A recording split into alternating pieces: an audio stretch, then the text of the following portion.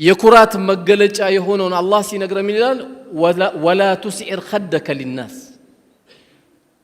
ሰዎችን በመታናገርበት ጊዜ ጉንጭን አትስጣቸው ወይም የንቀት አመለካከት እዚህ ጋር ያወራህ ነው ግን የንቀት አመለካከት አታደርጋቸው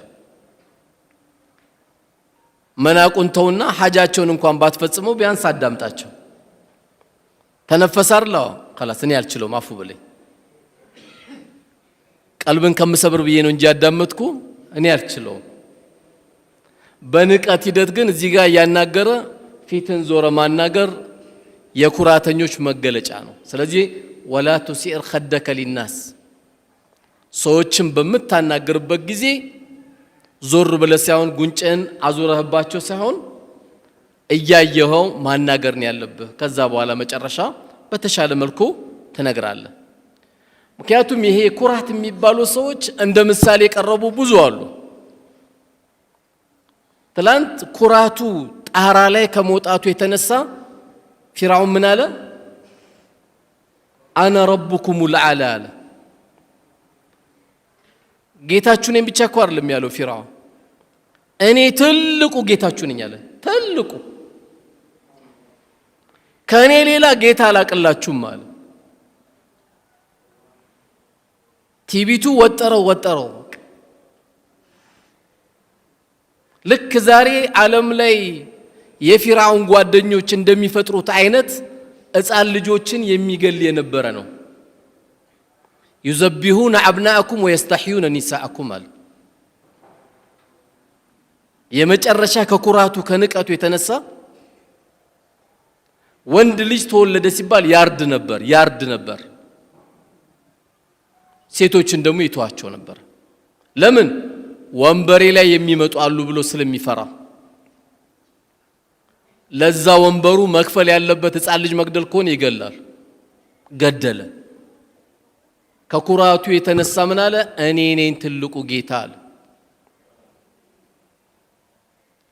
አላህ ደግሞ የሰራቸው ግፎች ከባድ ስለሆኑ ይህ ሰው እስከ የውመል ቂያማ መታወስ ስላለበት ምልክቱን አስቀመጠው አላህ ምን አለ فاليوم ننجيك ببدنك لتكون لمن خلفك آية አለ እስከ የውመል ቂያማ ድረስ ጀናዛው ምልክት አድርጌዋለሁ አለ አላህ ይሄ ነበር አነ ረብኩሙል አዕላ የሚለውን ለማየት የፈለገ ግብጽ ሄዶ ማየት ይችላል ማለት ነው አንተን ጀሰድን ሰውነትን እስከ የውመል ቂያማ ምልክት አድርጌዋለሁ ማን ከለከለው ለምን ሞተ ማን ሙታለው ሞተ ያ ሁሉ አመታት ጣጊያ ነበር ድንበር ያለፈ ነበር ሕፃን ልጅን ከመግደል የበለጠ እኮ ልቡም አይኑም የታወረ ሰው የለም ሕፃን ልጅን እስከ ማረድ የደረሰን ይሄን የተረገመውን ፊርዓውን አላህ Subhanahu Wa Ta'ala ያው ለምልክት አድርጌላቸዋለሁ አለ ልብ ያለው ይማራል ልብ የሌለው ሌላ 10 ፊርዓውን ጀናዛ ቢቀመጥለትም አይማር ግን እንደ ታሪክ መወራቱ ይህ ሰው አይቀር ያ ሁሉ ያደረጋቸው ጀነትን የፈለገች የሱን ጭካኔ የሱን መጥፎነት እንኳን ያየች እናታችን አሲያ የቤተ መንግስት ኑሮ ሳይናፍቃት ጌቷን የጠየቀችው ምን ነበር ረቢ ብሊኒ ኢንደከ በይተን ፊል ጀነ ወነጅኒ ሚን ፊርዓውን አለች የምን ባል ነው ከቆሻሻ ባል ጋር ምንድነው የምተኛው አለች ቆሻሻ ባል ነው ብላ ተወችው እሷ ጌታ ያንተ ዘንድ ቤት ስራልኝ እኔ ቤተ መንግስት ይወታርልም ይናፈቀኛለች አንተ ጋር ያለው ቤት ነው አለች ያን ቤት ስራልኝ ብላ ዱዓ ጠየቀች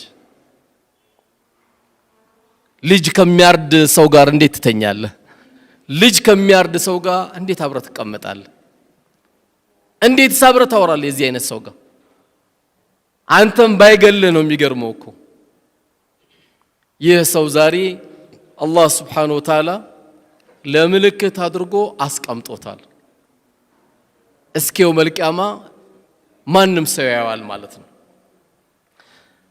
ልክ እንደ ፊርዓውን ደግሞ በታሪክ የሚታወቀው የምታውቁት ሱረቱል ቀሰስ እንቀራ ያው ሱረቱል ቀሰስ በአብዛኛው ታሪክ የሚያነሳው በቃ ስለ ሙሳ ነው ቁርአን አንዳንዴ እኮ ለሙሳ ነው እንደወረደው እስኪባል ድረስ በአብዛኛው የሙሳ ህይወት በጣም ሰፊ አድርጎ ቁርአን ስለነገረ نحن نقص عليك احسن القصص ብሎም ደግሞ ልክ ሱረቱል ዩሱፍ ላይ እንደነገረ ማለት ነው።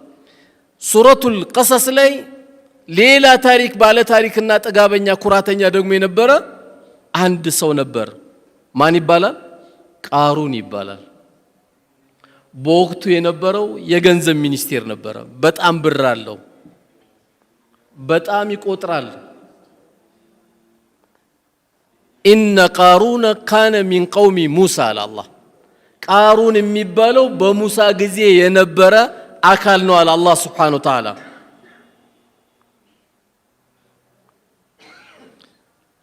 ይህ ቃሩን ድንበር ባለፈ ጊዜ በወቅቱ የነበሩት አላህን የሚፈሩት ሰዎች ምን ብለው ይመክሩት ነበረ?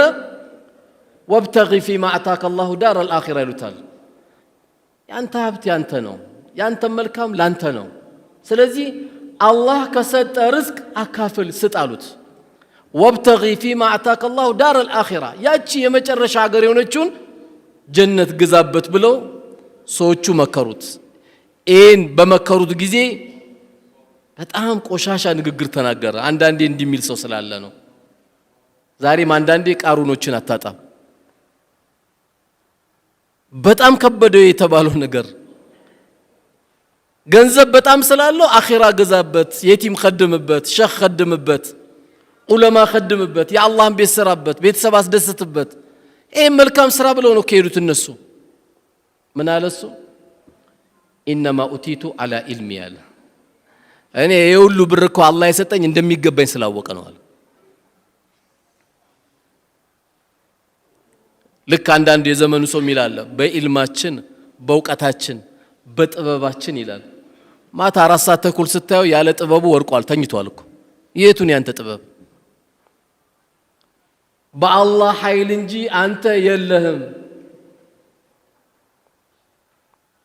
ቃሩን ከባድ ንግግር ተናገረ። በቃ አላህ እቺን ከባድ ንግግር ቁርአን ላይ ያስቀምጣት። ይሄ ጉራው ደግሞ አላህ Subhanahu Wa Ta'ala ምን አደረገው? ይሄን ባለ ጊዜ فخسفنا به وبداره ገንዘቡንም እሱንም አስምጫዋላት መሬቱ። ያ የጎረረበት የሚባለው ገንዘብ መሬቱን ማናገራት አስምጭው ከነ ገንዘቡ። መጀመሪያ እሱ እየሰመጠ ነበረ። ከዛ ምን ብሎ ተናገረ? ሙፈሲሮች እንደሚሉት እኔ ሰምጬ ሙሳ ብሩ ሊወስደው ነው አይደል? ብሬ ሊወስደው ነው አይደል? አሁን ሰው ማለት ያለበት ተውባ ነው እንጂ ያ ረቢ ይቅር በለኝ ማለት ሲገባው ብሬ ልትወስድ ነው አይደል? እኔ ሰምጬ ያለ አየ ሲዘጋባ አቅለ ከነ ብሩ አለ አላህ ከነ ንብረቱ አላህ አብሮ እንዲሰምጥ አደረገው። እስከ የውመል ቂያማ የሚሰምጥ መሬት ውስጥ የሚሰምጥ ማን ነው? ቃሩን ነው። ገንዘቡም አልጠቀመው ምኑም አልጠቀመው። ስለዚህ እኔ በእውቀቴ የኛ ዘር መች ደሃ አለው እኛ ዘር እኮ በደህነት አንታወቅም የሚል ካለ የቃሩን ጎረቤት አትሁን። ተው የዚህ አይነት ንግግር። ማንም የሰው ልጅ ሲወጣ ራቁት ነው የወጣው። ከዛ አላህ Subhanahu Wa Ta'ala የሚፈልገውን ነገር አከፋፈለ። ሲያከፋፍል ቂብላ ስለዞርክና ሙስሊም ስለሆንክ ሳይሆን ላላመነውም አላህ ይሰጠዋል። ይሄ የሱ ስጦታ። ኩራተኞች ሌላ ሶስተኛ ኩራተኞች በተለይ ወንበር አለን፣ ጠባቂ አለን፣ መሳሪያ አለን፣ ከዓለማት ሀያልን ለሚል ሁሉ እንደ አምባገነን ከሚገለጸው አንዱ ማን ነው? ነምሩዝ ነው። ነምሩዝ በማን ጊዜ የነበረ ነው? በነብዩላህ ኢብራሂም አለይሂ ሰላም ጊዜ የነበረ ሰው ነው። ይህ ሰው አነ ኡህይ ወኡሚት ብሎ ሁሉ ተናግሯል። እኔ እገላለሁም ሕያውም አደርጋለሁ አለ። እገላለሁ ሕያውም አደርጋለሁ ሲል የነበረው እስቲ ያሳየን ሲሉት አንድ ሰው ይገልና ከእስር ቤት ደግሞ አንድ ሰው ያወጣና ይሄው ህያው ያደረኩት ይሄው ገደልኩት ይላል።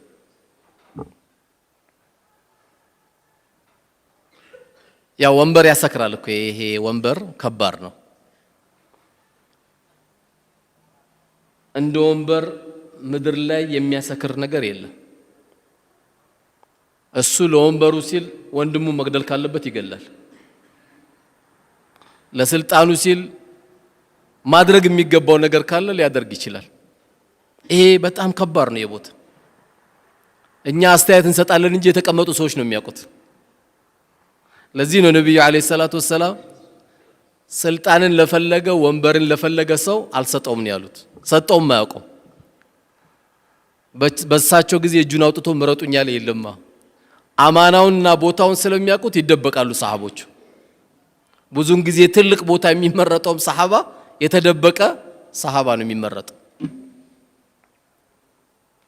ኩራት ያመጣብህና ብዙ አላስፈላጊ ነገሮች ላይ ትገባለህ። ነምሩዝ እንግዲህ ያላደረገው ግፍ የለም፣ ያልሰራቸው ስራ የለም። ግን አላህ ብዙን ጊዜ ትልቅ ነኝ የሚሉ ሰዎች በትንሽ ነገር ነው የሚወስዳቸው። ሲወስዳቸው ከዚህ ዱንያ በትንሽ ነምሩዝ የሚገርማችሁ እኔ ገላለሁ አነሳለሁ የሚለው ነምሩዝ አላህ Subhanahu Wa Ta'ala እኮ የቀጣው በአፍንጫው ትንኝን የላከለት ወኢነ ጁንደና ለሁሙል ጋሊቡን ነው። የኛ ወታደሮች ምን ጊዜ ማሸናፊዎች ናቸው ነው የሚለው አላህ። ነፋሱ የሱ፣ ፀሐዩ የሱ፣ ዝናቡ የሱ፣ ሁሉ የሱ ነው። ምንም ያ ሁሉ የነበረው ነምሩዝ ትንኝ ብቻ ላከበት። ትንኙ አዚውስ ገባች። ወታደሮቹ መጥቶ አብሽር አይዞ ይሉታል። አይዞ አትበሉኝ፣ ጫማ ያመጣችሁ ጭንቅላት የምቱኝ ይላቸዋል። እንዲወጣ ሊመታችሁ ምቱኝ ይላል። አላህ ማንም ሰው ከታሪክ ተምሮ እንዲጠነቀቅ ነምሩዝ አንዱ ታሪክ ነው። እነዚህ ሰዎች ሁሉ የት ነው ያሉት ዛሬ? ከአላህ ጋር ተገናኝተዋል። ቢወዱም ባይወዱም ማንም ቢወድም ባይወድም ይገናኛል። ሙእሚንም ሆነ ተቅይም ሆነ ሌላ የማያመልጠውም ሆነ ይገናኛል ከጌታችን ጋር። ሌላውም ይገናኛል፣ የማይገናኝ የለም። እነዚህ ሰዎች በዚህ ሁኔታ ነው ያለፉት። ስለዚህ እነዚህን ያወቀ ሰው አላህ Subhanahu Wa Ta'ala ከየት እንዳመጣው ላወቀ ሰው መኩራት የለበትም። ምክንያቱም አላህ ምን ብሎናል? ሚንሃ ኸለቅናኩም ወፊሃ ኑዒዱኩም ወሚንሃ ኑኽሪጁኩም ታረተል ኡኽራ ቃለ። ከዛች አፈር ፈጠርናችሁ፣ ወደዛች አፈር እንመልሳችኋለን፣ ከዛች አፈር ደግሞ ለሁለተኛ ጊዜ እንቀሰቅሳችኋለን አለ። ይሄ ነው የሰው ልጅ የሚኮራው ወይ እያለ አላህ እያናገረን ያለው። ኩራት ለአላህ ብቻ ነው። አልዒዙ ኢዛሪ ብሏል አላህ። ልቅና ኩታዬ ናት ብሏል አላህ። ኩራት ለአላህ ብቻ የሚሰጥ ነው። ለዚህም ነው ነቢዩ ዓለይሂ ሰላቱ ወሰላም ላ የድኹሉ ልጀነተ መን ካነ ፊ ቀልቢሂ ሚስቃለ ዘረትን ሚነል ኪብር አሉ። በልቡ ላይ የጎመን ዘር ያክል ኩራት ያለበት ሰው ጀነት አይገባም አሉ። ሰሃቦቹ በጣም ተደናገጡና ያ ረሱላህ አሉ ሰለላሁ ዐለይሂ ወሰለም ኢነ ረጁለ ዩሒቡ አን የኩነ ተውቡን ሐሰን ወነዕሉሁ ሐሰን። ሰውየው ቆንጆ ልብስ መልበስ ይፈልጋል። ሰውየው ቆንጆ ጫማ መልበስ ይፈልጋል። ይሄ ነው እንደ ኩራት አንቱ የአላህ መላእክተኛ ብሎ ጠይቋቸው። ላ ይሄ አይደለም። ለዚህ እንደው ምን አሏቸው? ኢነላህ ጀሚሉን ዩሂቡ ጀማል አሏቸው። አላህ ቆንጆ ነው፣ ቆንጆ ቆንጆ ነገር ነው የሚወደው አሉት። አላህ የሰጠን ጸጋ ማሳየት አላህ የሰጠን ውብ ነገር ማሳየት አላህ የሚወደው እንጂ አላህ የሚቆጣበት አይደለም። ቆንጆ ገንዘብ ሰጥቶ ሁሌ ነጭ ሽሮ የምትበላ ከሆነ ትጠየቃለህ። አንተ ለምን ስጋ ያልበላው እንዴ? አይ አላህ ይቆጣብኛል። ለምን ይቆጣብሃል? ይሄን የሚለው ሰው ምን ስለሆነ መሰላችሁ? ቋጣሪ ነው። አውቆ ነው በዲን የሚያሳብበው። አብላ የወጥ ሽታ ያጡ የስጋ ሽታ ያጡ ሰዎች አብላ፣ ኒዕማን ገንዘብን አሳይ። አላህ ከሰጠ ነገር ልበስ። የለበስክበት ሱጁድ ነው የምትደፋበት። ምን ችግር አለ? እጅግ በጣም ደካማ ባለበት አካባቢ ስትሆን ደግሞ መካከለኛውን ቀልባቸውን ደግሞ እንዳይሰበር። አይ እኔ ትንሽ አሁን መራብ ፈልጋለሁ፣ የለም ብላ። ውሸታም ኢማን ነው ይሄ። መልበስ ካለብህ ልበስ። ጠረን ጓደኞች እንዳይከፉ ጥሩ ሽቶ ተቀባ። አላህ ከሰጠ ተገባ። ካልሆነ ደግሞ ጥሩ ታጠብ። የግድ ሽቶ አይጠበቅብህም። ካላገኘ ጥሩ ታጠብ፣ ሽታ አይኖር። አላህ ቆንጆ ቆንጆ ነገር ነው የሚወድ። ዝርክርክ ከሆነ ደግሞ አትግባ። ቤት ውስጥም ነቃ ብለህ ግባ፣ ፈታ ብለህ ግባ። በርግጥ ከመስጊድ የሚገቡ ባሎች አምረው ነው የሚገቡት። ለምን? መብራት ይዘው ነው የሚገቡት። ቤታቸው ኑር ነው ይዘው የሚገቡት። አባት ከመስጊድ ሲገባ ኑር ነው ይዘው የሚገባው። ስለዚህ ኢነላህ ጀሚሉን ዩሂቡ ጀማል። አላህ ቆንጆ ነው፣ ቆንጆ ቆንጆ ነገር ይወዳል። ቆንጆ ቆንጆ ነገር በመብላት አላህ ይጠይቀኛል አይባልም። አንተ ብሉ ጠጡ ወላ ትስሪፉ ነው፣ አታባክኑ ነው የተባለው። ቆንጆ በላ ገንዳ ላይ የሚጣል ምግብ እንዳታዘጋጅ ተጠንቀቅ። ይህም ምግብ ጠብቀ የምትሰጣቸው ሰዎች አሉ። በመብላት በመጠጣት በመልበስ አላህ የሰጠን ጸጋን ያሳየው። ዱንያም እኮ የበላሃት የጠጣሃትና ሰድቅ ያሳለፍካት ነው ያሉት ነብዩ አለይሂ ሰላቱ ወሰለም። እነዚህ ሶስቱ ናቸው። ባይሆን አሉ እሳቸው ኩራት ማለት አሉ አልኪብር፣ ኩራት ማለት በጠሩል ሐቅ ወገምጡ الناس አሉ። እንዳትረሷት፣ እቺ በደንብ አስመሩባት። ኩራት ማለት በጠሩል ሐቅ ወገምጡ الناس፣ ሰዎችን መናቅና ሐቅን አለመቀበል አሉ።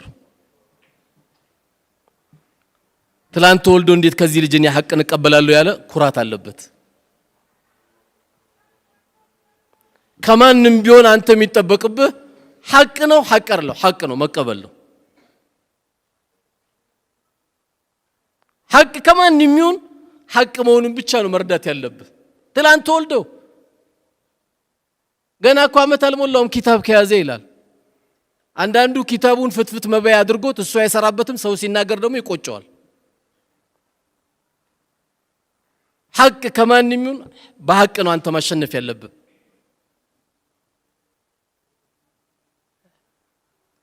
መለኪያችን ሰው ሳይሆን መሆን ያለበት መለኪያችን ሐቅ ነው፣ ሐቅ አይደለም። ሁለተኛውን ደግሞ ምን አሉ? ወገምጡ الناس አሉ።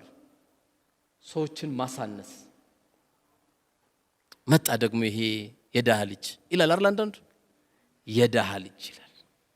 አጭ ማናንተ ግን በአላህ የዳህ ልጅ ሱብሃንአላህ።